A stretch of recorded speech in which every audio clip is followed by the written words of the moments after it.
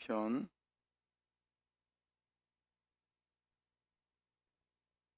천천히 같이 읽겠습니다.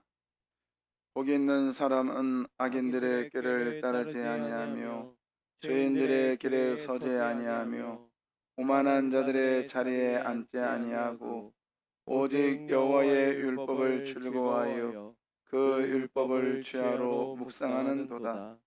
그는 시냇가에 심은 나무가 철을 따라 열매를 맺으며 그 잎사귀가 마르지 아니한 같으니 그가 하는 모든 일이 다 형통하리로다.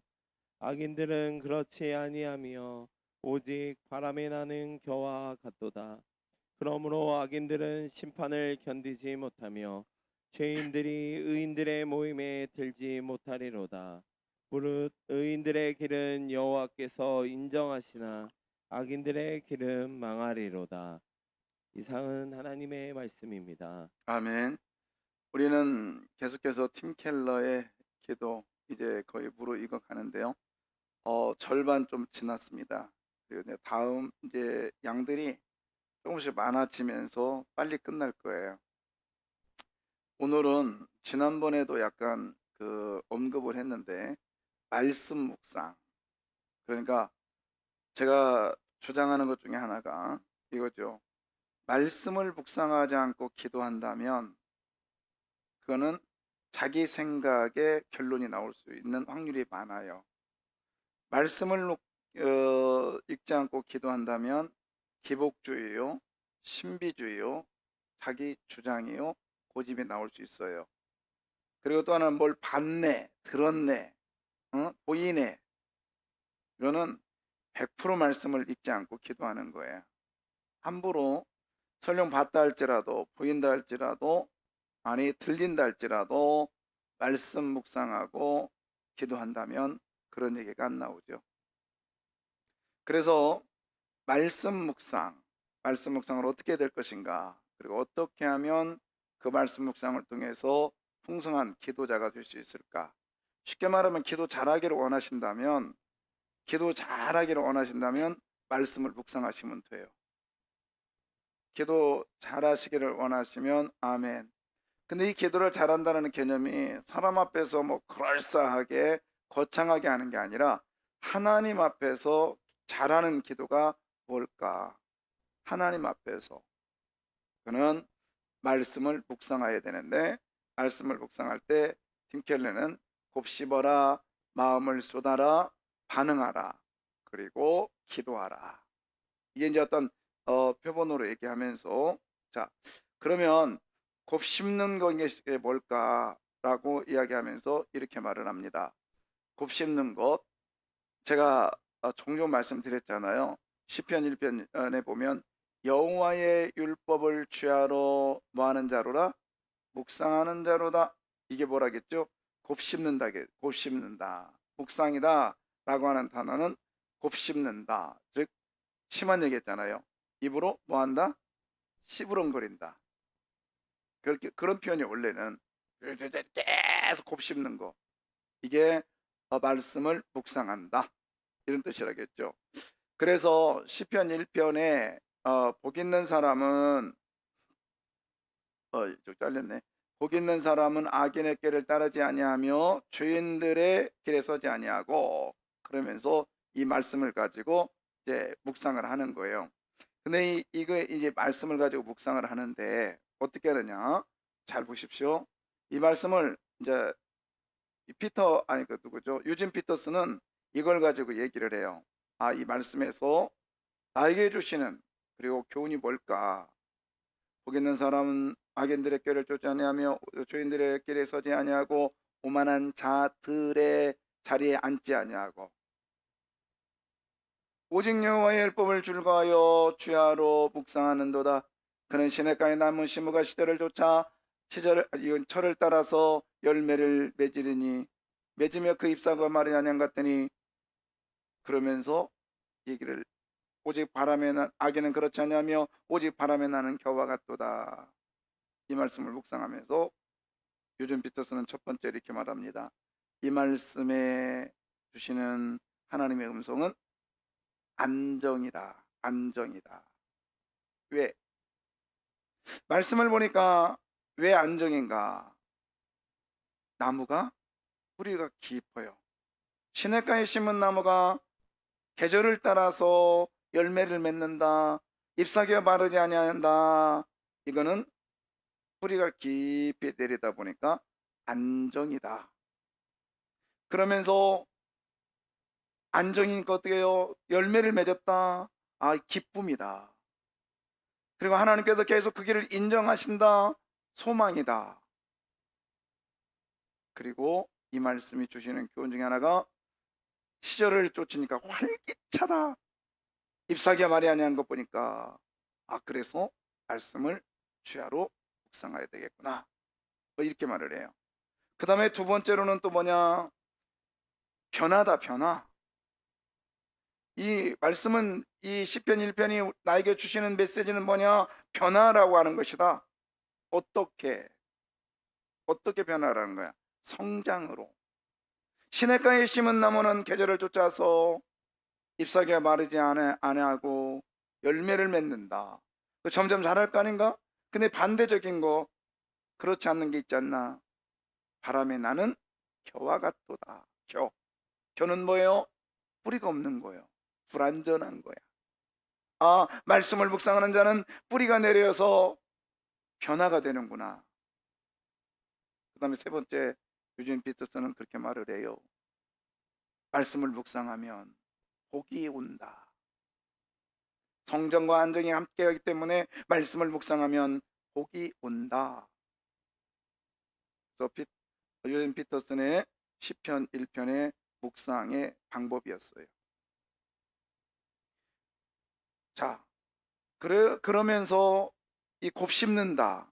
주야로 묵상하는 자로다. 이 묵상은요, 어떤 것이냐? 적극적으로 성경을 곱씹는 거다라고 얘기해요. 곱씹는 것. 그게 묵상이래요. 그럼 곱씹을 때는 어떻게 하느냐? 이 저자가 성경을 보는 눈이에요. 여기 팀클러는 두 가지를 가지고 얘기하는데 저는 네 가지를 얘기합니다. 일단 여기서 말하는 팀켈러의 주장은 저자가 본문을 통해서 전달하고자 하는 것이 뭘까? 시편 1편의 내용은 복 있는 사람은 전달하고자 싶은 게 뭐냐? 복 있는 사람에 대해서 이야기를 하고 싶은 거예요. 그리고 이 성경 전체가 시편 1편이 어디에 어떤 위치에 있는가? 아, 성경을 읽고 성경을 보면 복을 받는다. 이 얘기를 하고 싶은 거다. 이렇게 얘기하는데 저는 여기서 네 가지를 좀 더 포함한 게 뭐냐면 한 가지 더 하는 게 역사적으로 이게 무언가 뭘 의미하는가? 역사적으로 과연 이 시편 기자가 이렇게 말할 수 있었던 그 상황은 어떤 상황인가? 봤더니 자기는 혼자예요. 그리고 약해요. 부족해요. 그랬더니 원문에서 뭐라고 썼냐? 복 있는 사람은 단수예요. 그리고 또 하나 뭐예요? 여성 명사예요. 약해요. 근데 반면에 죄인들은 죄인이 아니라 죄인들이에요. 복수예요. 오만한 자들이에요. 복수예요. 악인들이에요. 복수예요. 그래서 그때 당시에 다윗은 아주 핍절한 가운데서 광야에서 혼자 외로이 있는 자기의 모습, 반대로 궁궐이나 주변 상황들, 그런 사람들이 너무너무 많아. 그 상황을 가는 것이 역사적인 문맥이죠. 그래서 어쩌면 저는 제 설교 중에 역사적 사건을 반드시 얘기하는데 이게 한 60% 차지합니다. 그 다음에 네 번째, 여기 팀켈러가 얘기하지 안 했던 마지막 네 번은 뭐냐? 영맥이라고 저는 말을 해요. 그래서 문맥, 사맥, 경맥, 문맥, 그러니까 영맥. 그래서 문맥은 이 문장, 경맥은 성경 안에서, 그 다음에 사맥은 역사적으로, 영맥은 영적으로 나에게 이 말씀이 무엇을 전달하고 싶은 건가? 네 가지. 제가 종신에서 공부할 때 이 성경 해석하기에 네 가지를 배워서 제가 항상 거기에 적용을 합니다. 말씀 묵상. 결국에는 이거예요. 곱씹는 거. 묵상은 계속해서 소가 되새김질하듯이 여러분 성경을 다 보면 좋겠지만은 주신 말씀 가지고 계속 곱씹는 거예요. 곱씹는 거. 어제 말씀 묵상하면 어제 말씀을 새벽 예배 끝나고 집에 가서 아니면 하루 종일 생각에 무슨 생각을 하셨나요?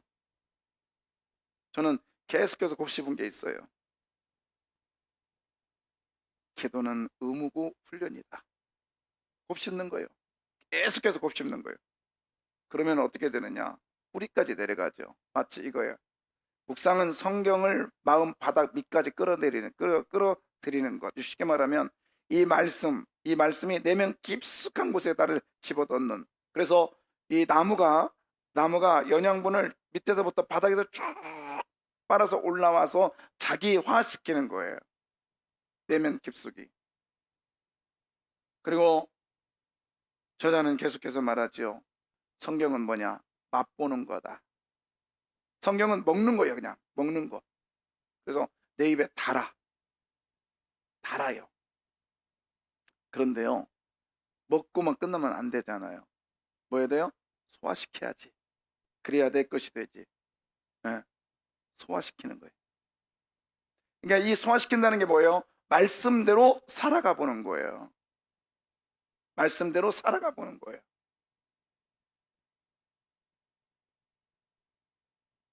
우리는요, 착해집시다. 이 얘기를 자주 하는 게 뭐냐면, 어제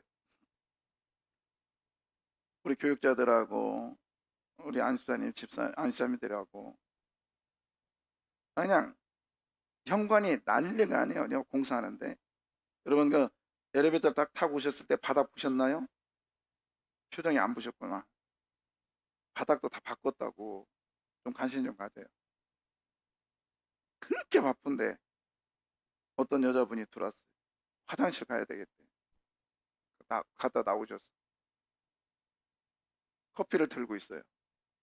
그렇게 바쁜데 이거 커피 한 잔 얻어먹을 수 있냐고. 그러니까 우리 안수장이 직접 돈 꺼내가지고 사줬대요. 그러면서 거창 얘기해요. 그분이 누구냐? 저희 옆집 할머니야. 옆집 할머니예요. 근데 의사예요. 부부가 의사예요. 돈 많아. 그리고 대형교회 다녀. 근처에 권사예요. 그래 바쁜지 알고 이 교회에서 자기 교회 담임 목사라면 그렇게 말을 하겠어요? 자기 교회에서 나오면 그렇게 하겠냐고. 여러분 그러면 안 돼요. 어느 교회 가서 일하고 있으면 바카스라도 사갖고 와서 주면서 수고하십니다. 나 세강교회 권사요 얘기하고 와요. 네. 착해져야죠. 그게 말씀을 소화시키는 거예요. 할렐루야.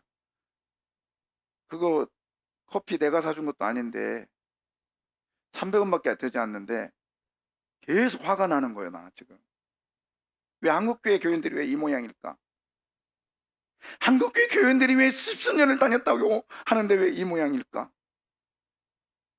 그 교회가 서울에 서 있을 때 뭐 대추동에 있고 서울에 있을 때 강남에 있고 뭐 양재동에 있고 여기 있을 때 여기로 이사 온 그 교회인데 거기서부터 따라다녔다고 그래요. 그 10수년을 예수를 믿어도 자기의 자존심이 꺾이지 않는 그런 교인이라면 과연 하나님이 뭐라고 하실까?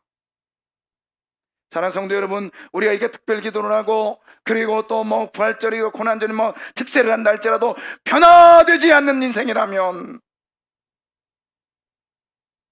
하나님의 복이 있겠느냐 이 말이에요. 우리 좀 착해집시다. 아시겠죠? 예. 저는 잊지 못할 교회가 하나 있어요. 제가 급해가지고요 신방을 하다가 분당에 어느 교회를 가서 저기요 화장실 잠깐 들릴 수 있을까요? 그랬더니 그러면 갔다 오세요. 그리고요 갔다 오시고요 일로 오세요. 왜요? 그랬더니 빨리 오세요. 갔다 왔어요. 여기 이쪽으로 들어가세요. 뭐 한대요? 지금 식사하고 있거든요. 밥 먹고 가요.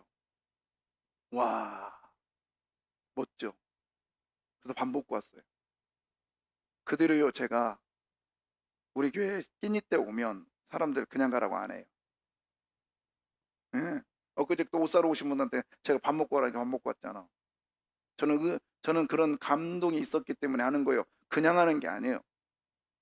여러분, 그런 교인이 아니라 여러분 되시기를 주의 이름으로 부탁해요.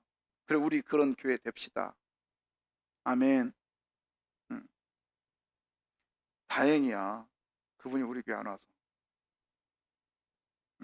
한번 온다고 오길래 오지 말라고 했더니. 여러분, 내면 깊숙이 들어가는 거요. 한번 읽어주실래요? 내 영혼아 여호와를 송축하라. 내 속에 있는 것들아 다 그의 거룩한 이름을 송축하라. 내 영혼아 여호와를 송축하며 그의 모든 은택을 잊지 말지어다. 보세요. 지금 이 말씀을 묵상하면 자세히 보세요. 그의 모든 은택을 잊지 말지어다. 이 말은 뭐냐면 지금 하나님이 은택으로, 은혜와 엄청난 축복으로 지금 다윗에게 임했단 말이야.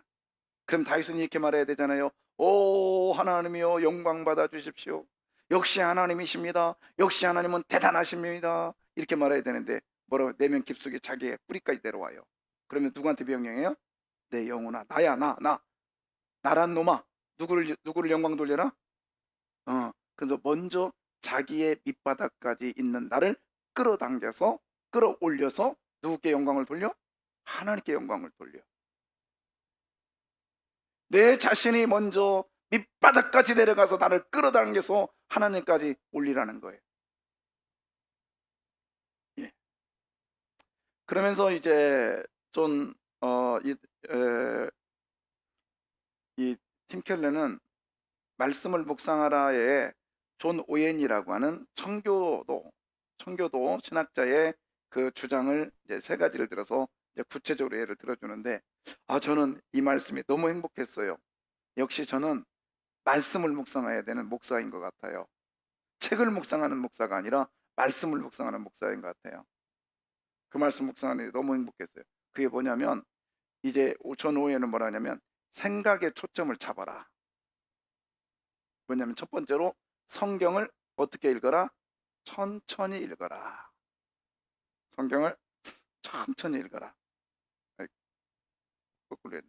자, 성경을 천천히 읽는데, 자, 성경을 천천히 읽어 나가는 거예요. 그 다음에 두 번째는 뭐냐면 성경을 읽었으면 적용의 질문을 던져라. 적용의 질문을. 그래서 방법을 얘기해요. 뭐냐면 이렇게 따르거나 피할 점이 뭐지 여기서? 그리고 반드시 순종해야 될 명령이 뭔가? 당당하게 주장할 수 있는 약속이 뭐지? 그리고 삼가고 조심해야 될 것이 뭔가? 이것을 네 가지를 가지고 적용을 해보라는 거예요. 여러분 어렵지만 그냥 해봐요. 자, 이거예요. 뭐냐면 요한복음 2장 13절부터 22절까지 이게 뭐죠? 성전에서 뭘 파는 자, 비둘기 파는 자 이야기잖아요. 이거 그다음에 그 양과 그 짐승을 파는 자들 이야기잖아요. 이 말씀을 묵상하는데 여기서 따르거나 피할 점이 뭔가? 따르는 건 뭐죠? 주님이 성전을 정화하듯이 우리도 성전을 깨끗이 해야 되겠다. 내 자신도 깨끗한 삶을 살아야 되겠다. 이게 따르는 거예요. 근데 피하는 건 뭐예요? 내 이익을 위해서 교회 안에서 장사하면 안 되겠다. 그래서 우리 교회에서 개인적으로, 근데 목사 말을 안 듣는 사람은요 신앙생활에 정말 정확해요. 제가 그랬죠. 물건 팔지 마세요. 만약에 물건 팔으려면 여러분 수익금 남기지 마시고 팔으세요. 그리고 남겼다면 100% 다 성경금 하세요. 그리고 기관장 통해서 하세요. 기관 통해서 하시고 저한테 허락 받으세요. 저 알았어요. 알고 있어요. 뒤에서 살짝 동생 거 갖다 팔고 뭐 팔고 제가 모를 것 같습니까? 그래도 묵묵히 있었어요. 그러더니 뭐라고 하면 울고 싶은데 뺨 때리라고 계속 그러네. 제가 안 했어요. 결국에 교회 떠나더라고. 그러니까 저를 우습게 보고 교회를 우습게 보는 거예요. 그러면 안 돼요. 그 다음에 반드시 순종해야 될 명령이 뭐죠? 여기서 뭐라겠어요? 내 집은 만민이 뭐하는 집이나 기도하는 집이다. 순종하는 거예요. 그 다음에 당당하게 주장할 수 있는 약속이 뭐지? 야, 그리고 또 예수님도 화냈으니까 나도 화내야지? 돼야 안 돼요? 아니죠. 여기서 그래도 화낼 수 있어요. 어떤 화요? 거룩한 화. 내가 왜 이 모양이야? 내가 왜 이따구로 생겼어? 어? 아침에 일어나 가지고 새벽 예배 깜빡 못 갔네. 그랬을 때 아유 다행이다 야 오늘. 그러지 말고 어떻게 해요? 내가 왜 이렇게 게을렀어? 그러면서 예수님이 채찍을 들듯이 나도 채찍을 듣는 거. 이런 걸. 그다음에 삼가 조심하고 경고할 거. 쉽게 말하면 타협하지 말자. 타협하지 말자. 근데 약간 이걸 제가 이 성전에 물건 파는 이야기를 잠깐 하자면 예수님이요 전체를 다 흩트질 않았어요. 성전이 쫙 진열돼 있을 거 아니에요. 그 진열 이게 사실은 성전 앞에 시장에서 일어난 사건이거든. 바로 성전 그 담벼락 옆에서. 근데요 다 하진 않았어요. 만약에 다 했다면 바로 성전의 경찰들이 와서 예수님을 그 자리에서 끌고 갑니다. 상 한 서너 개 엎었어요. 우리 김세인 교수님의 저희 스승의 이야기는 서너 개 엎고 예수님은 가신 거야. 이게 뭐냐면 이것이 표본이에요. 대표성이에요. 원래는. 그리고 거기에 얼마나 타락했느냐. 제가 주일날도 말했던 것 같은데요. 비둘기 파는 자들, 즉 가난한 자들도 게을러 터져가지고 응? 그 살을 사서 가서 잡아와야 되는데 그거를 산비둘기, 집비둘기는 그렇다 해도 산비둘기는 가서 잡아오면 돼요. 그런데 그걸 돈 주고 사는 시절. 우리 한국교회가 이렇게 흘러가고 있다니까요. 교회에 청소하기 싫으니까 외주 줘가지고 월요일날 와서 일해야 된다니까 노동청에다 고발해가지고 교회에다 벌금 나게 하고 지금 이게 우리나라 현실이라고요. 가까운 교회가 그랬다니까. 지금 얼마 전에 엊그저께 이런 시대가 와버렸어요. 성전 파는 이 사건이 옛날 사건이 아니야. 지금도 그런 일이 있단 말이에요. 적용하라는 거예요. 그 다음에 말씀에 존 오웨는 말하기를 말씀에 소망을 두고 마음을 기울여라. 쏟아라 이거죠.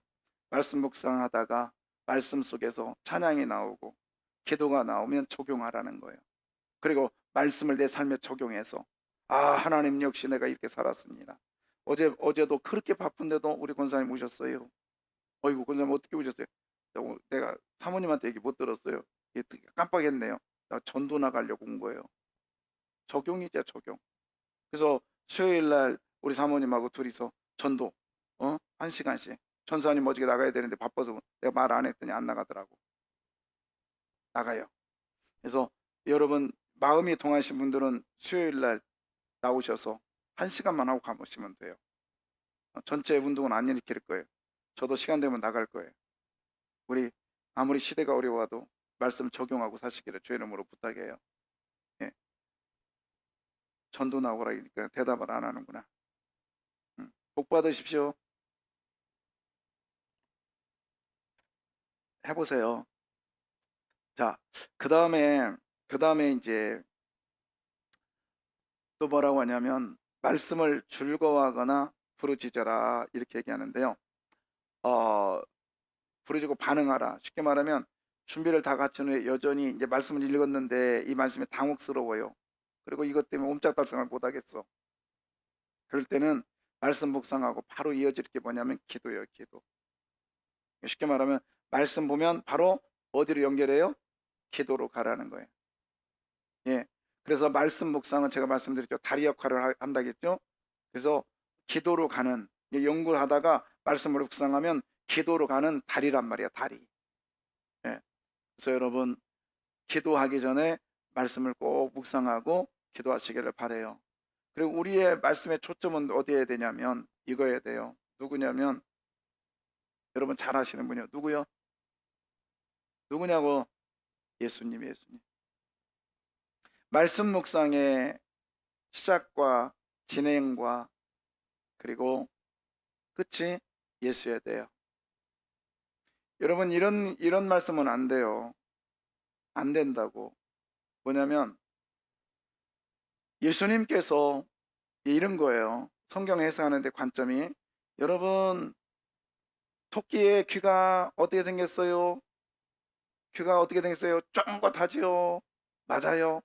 예, 토끼는요 말씀을요 하나님 말씀을 기울이다 보니까 귀가 쫑긋해졌어요. 우리 또한 말씀의 토끼 귀처럼 귀를 쫑긋하고 하나님 말씀을 들으시길 바랍니다. 아멘 하면 큰일 난다. 이렇게 하면 돼야 안 돼요? 토끼 귀는요 원래부터 길쭉했어요. 그렇게 말씀을 적용하면 안 된다고요.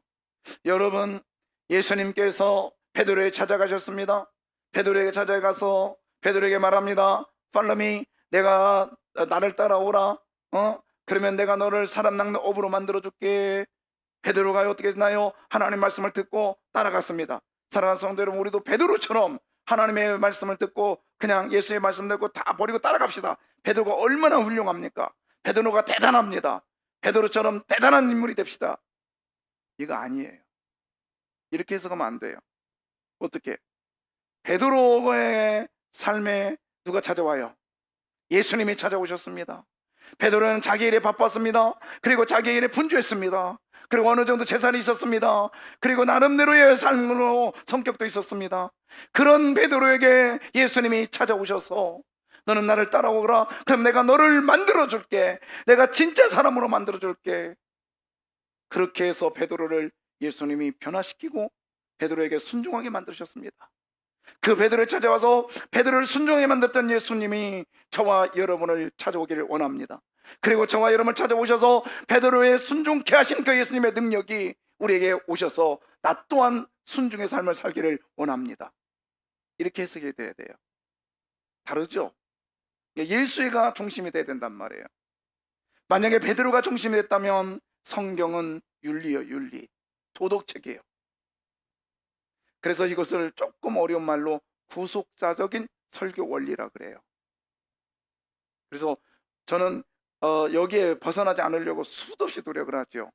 특별히 감류교는 베드로의 초점을 많이 둡니다. 그러니까 재밌어요. 그리고 그냥 쉽게 느껴져요.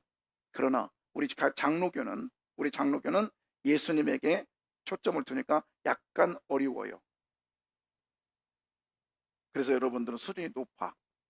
어려운 설교를 듣잖아 지금. 아멘. 예, 맞아요. 그리고 예수의 초점의 절정적인 절정 중에 하나가 뭐냐면 십자가예요. 십자가. 나를 위하여 아버지여 이 잔을 내게서 옮겨주십시오. 하나님 아버지여 내가 저들을 위해서 빨리 죽고 싶어요. 죽음까지도 자원하신 예수님. 누구를 위해서? 저와 여러분의 풍성한 삶을 위하여. 그 예수님의 사랑, 예수님의 은혜, 당신이 갈릴리를 찢기면서 온갖 순환을 당하면서까지도 나를 사랑하신 그 예수의 사랑이 내게 있으니 하나님이여 그 사랑 받았으니 오늘도 힘내고 나가겠습니다. 할렐루야. 그 사랑이 내게 있으니 내가 절망하지 않겠습니다. 그 사랑이 내게 있으니 내가 능력 가운데 살겠습니다. 그러면서 예수의 십자가를 묵상하시기를 바랍니다. 그리고는 절정은 이거지요. 부활하신 예수. 부활하신 예수. 십자가의 죽으심으로써 그는요 죽었다가 다시 살아났다. 이 말은 뭐냐? 죽었다가 이제 일어나야지 하고 일어난 것이 아니에요. 그는 잠잔 것이 아니라 완전 죽으셨습니다. 그는 다시 스스로가 부활할 수가 다시 살아날 수가 없었습니다. 예수의 부활은 하나님이 살리셨습니다. 성부 하나님이 살리셨습니다. 여러분의 삶의 변화는 여러분 스스로가 전혀 일어날 수가 없습니다. 성령을 통하여 하나님의 역사가 일어나야만이 여러분의 변화가 일어날 줄 믿습니다. 예수의 부활은 능력으로 다가올 줄 믿습니다. 우리 또한 그런 삶 사시기를 바랍니다. 이게 묵상하는 방법이에요. 그래서 예수의 삶, 예수의 삶이 성경의 시작이요, 진행이요, 끝이요, 적용이요, 기도가 되기를 원합니다. 우리 대리님? 우리 대리님이에요. 직급이 높아. 선한 능력으로 갑시다.